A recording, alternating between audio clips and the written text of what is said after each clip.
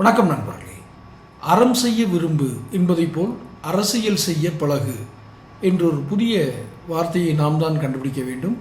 அதிலும் ஒவ்வொரு காலத்திற்கும் ஏற்ப இந்த புவி சார்ந்த அரசியல் மாறிக்கொண்டே இருக்கிறது.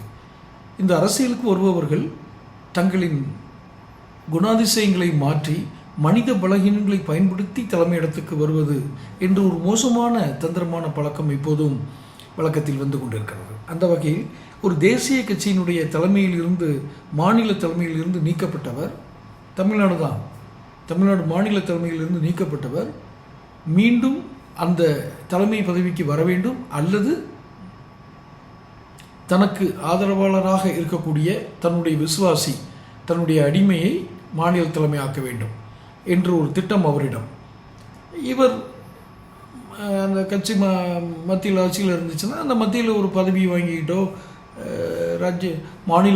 மாநிலங்களவை உறுப்பினராகவோ போய் ஒரு மத்திய அமைச்சர் ஆகிட்டோம்னா நம்ம இன்னும் கூடுதல் போஸ்ட்டு போயிடலாம். இப்போ நம்மளுடைய அடிமை யாராவது ஒருத்தருக்கு மாநில தலைமை கொடுத்துடலாம். இதுதான் அவருடைய எண்ணமாக இருக்குதுன்னு விவரம் அறிந்த அந்த கட்சி வட்டாரங்கள் தெரிவிக்கின்றன.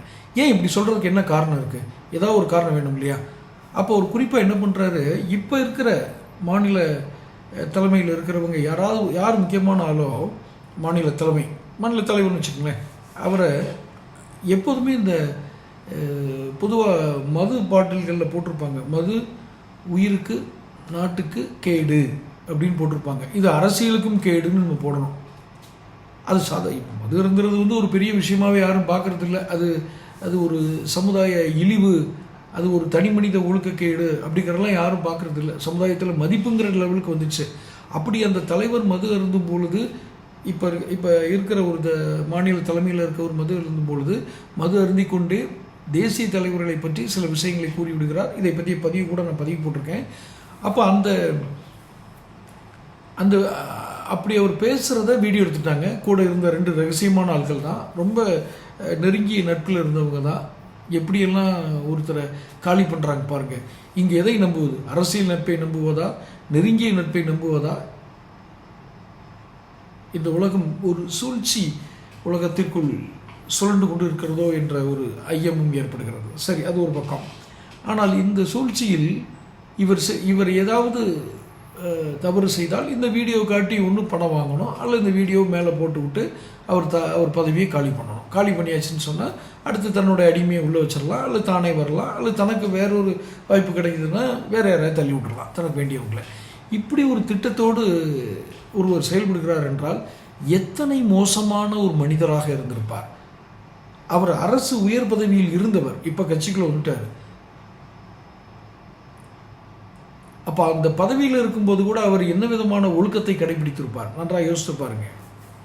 கண்களை மூடிக்கொண்டு எப்படி ஒரு நடிகரை நம்பி அரசியலில் பின்னாடி ஓடுறாங்களோ அதே மாதிரி மனநிலை தான் இந்த மனிதருக்கு பின்னால் செல்பவர்களுக்கும்.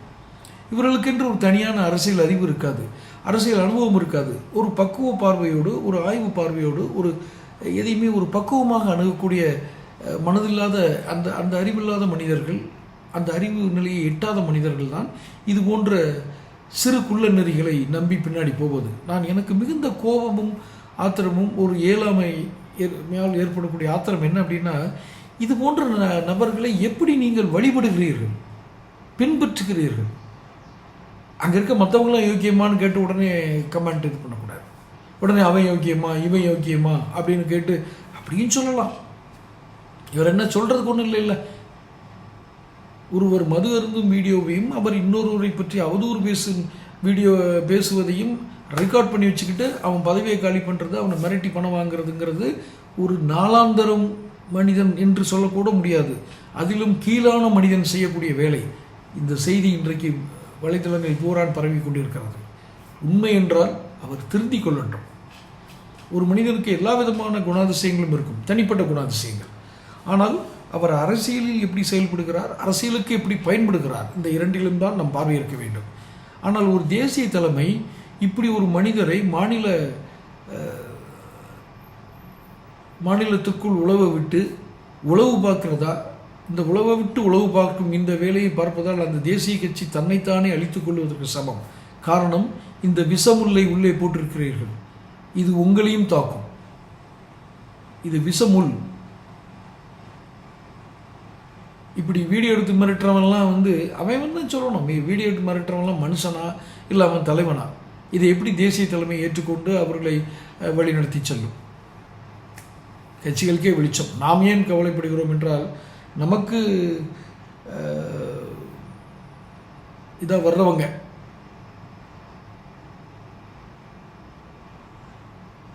ஆட்சி செய்ய வர்றவங்க, நம்ம வரி பணத்தை எடுத்து நமக்கு நலத்திட்டங்கள் செயல்படுத்த போகிறவங்க, இப்படிப்பட்ட அயோக்கியர்களையா நம்ம அரசியல் கொண்டிருக்கிறது என்ற ஒரு வாக்காளனின் சாதாரண கவலை தான் எனக்கும். தொடர்ந்து பேசுவோம். உங்கள் கருத்துக்களை கமெண்ட் பாக்ஸில் நீங்கள் கருத்துக்கள் சொல்லலாம். அடுத்தடுத்து வீடியோக்களில் சந்திப்போம். என் வீடியோக்களை பெறுவதற்கு சேனலை சப்ஸ்கிரைப் பண்ணிக்கோங்க. நன்றி.